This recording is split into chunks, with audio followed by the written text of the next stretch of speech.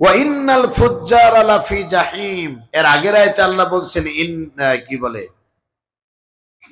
ইন্নাল আবরারা লাফি নাঈম। আল্লাহ বলছেন নিঃসন্দেহে যারা পুণ্যবান ব্যক্তি তারা থাকবে পরম আনন্দে সানন্দে জান্নাতের ভিতরে। সুবহানাল্লাহ। ওয়া ইন্নাল ফুজ্জারা লাফি জাহিম, প্রকৃতপক্ষে পক্ষান্তরে যারা অপরাধী তারা থাকবে হলো জাহিম নামক জাহান্নামে। কোথায় থাকবে? জাহিম নামক জাহান্নামে। তা আমি চেষ্টা করলাম যে এই আয়াতের একটু ব্যাখ্যার দিকে মাথাটা দেখি, একটু নাড়াচাড়া করি, কি পাওয়া যায়। আমি জাহিম খুঁজতে লাগলাম কোরআন শরীফে। আল্লাহু আকবার। জাহিম খুঁজতে লাগলাম, যা জাহিম নামক জাহান্নামে কারা কারা যেতে পারে, তাদের অপরাধটা কি একটু বের করা যায় কিনা, এটা অনুসন্ধান করে দেখতে পেলাম কয়েকটি শব্দ, 5টা পয়েন্ট আমি আপনাদের আজকে বলতে পারতাম।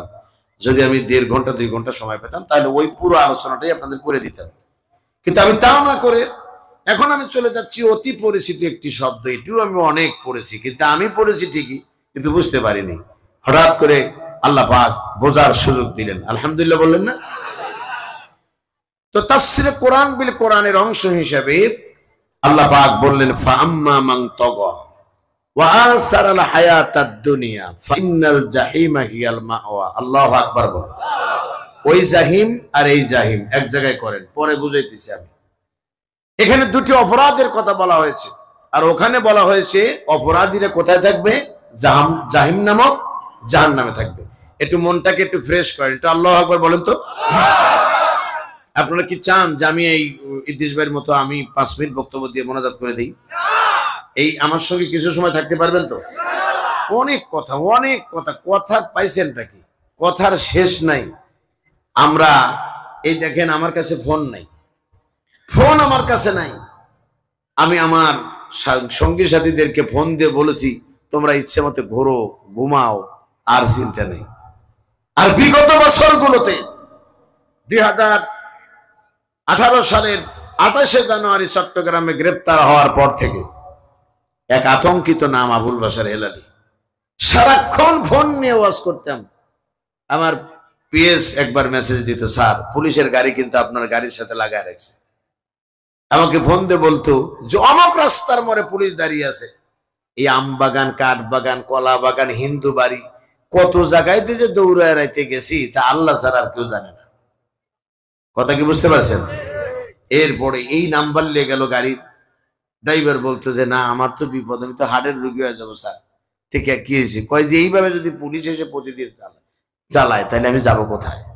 আমি বলছি জ্বালাজালি কিচ্ছু হবে না, তুমি ধৈর্য ধরার বাড়িতে বলে দাও আমার চাকরি করতে এসে যদি কোনো সমস্যা হয় সমস্ত রিস্ক আমার যতটুকু মানুষ হিসেবে কর্তব্য আমি পালন করবো। আলহামদুলিল্লাহ। সত্যি সত্যি এই ছেলেটা এখন চাকরিতে নাই, বিশেষ কারণে ও একটা গাড়ি কিনেছে। সত্যি সত্যি পুলিশ সিরাজগঞ্জ সদর থেকে ওক সহ ধরে নিয়ে গেল। আমি চিন্তা করলাম তাহলে কি তোর কপালে জেল জুটলো নাকি? আমারে ফোন দিয়ে বললো যে স্যার গাড়ি তো খুলে ফেলে দিয়েছে বাতিল পন্থীরা, পুলিশ এসে গাড়ি খুলছে, যায়া ব্যাগ ট্যাগ সব হাতায়া, না জানি এখানে ইয়ে বা আছে 2 পোটলা। হেলাল হিসাবে চেহারা দেখে মনে হয় 2 পুরো গাঁজা খায় নাকি। আমার বন্ধুগণ সব তছনছ করেছে। ড্রাইভার কাছে বলো আমি কি করবো? তুমি যাই বলো যে আমার সহ নেন, গাড়ি একা নেওয়া দরকার নেই। গাড়ি নিয়ে চলে গেল। আমাকে টানা 10 দিন এলাকায় ঢুকতে দেওয়া হলো না। আমাকে বললো যে আপনার ব্যাপারে তদন্ত চলছে, তদন্ত শেষ না হওয়া পর্যন্ত আপনি এলাকায় ঢুকবেন না। এসপি অফিসে নিয়ে যা বললেন আমাকে তদন্ত শেষে, তেমন কিছু গন্ধ খুঁজে পাইনি, চেতনায় রাজাকার বলে প্রমাণিত হয়েছে। অবাক অবাক হয়ে তাকিয়ে রইলাম। এসপি সাহেব, এই দিন নয়, আরো দিন আসবে। দম জোরে বলেন ঠিক কিনা? আমরা ইনশাল্লাহ পারি। হিমালয়ের মতো পর্বতের মতো হৃদয় নিয়ে 90,000-এর ঊর্ধ্বে মামলা নিয়ে দাঁড়িয়ে থেকেছিল যে দল, সেই দলকে আমরা লিড দিয়েছি। সেই দলের কথাগুলো জাতির সামনে তুলে ধরেছি। আমরা নিন্দুকের নিন্দার কোনো পরোয়া করি নাই। আপনি কারে ভয় দেখান? আপনি কারে ভয় দেখান? দুঃখ দিয়ে যাদের জীবন গড়া তাদের আবার দুঃখ কিসের? সর্বোচ্চ গুলি করে মেরে ফেলে দিবেন, এতটুকু, আর কিচ্ছু করতে পারবেন না। মরার জন্যই আমরা দল করি, বলেন ঠিক কিনা? আমাদের মোহতারাম বলেছেন যে দলে কোরআন নাই সেই দল আমরা করব না। আর আমি আর একটু কড়া করে বলে দিতেছি, যে দলে কোরআন নাই ওই দল কোনোদিন মুসলমানের করার অধিকারী নেই। তার কারণ ওই দল করলে সে মুসলমান থাকবে না।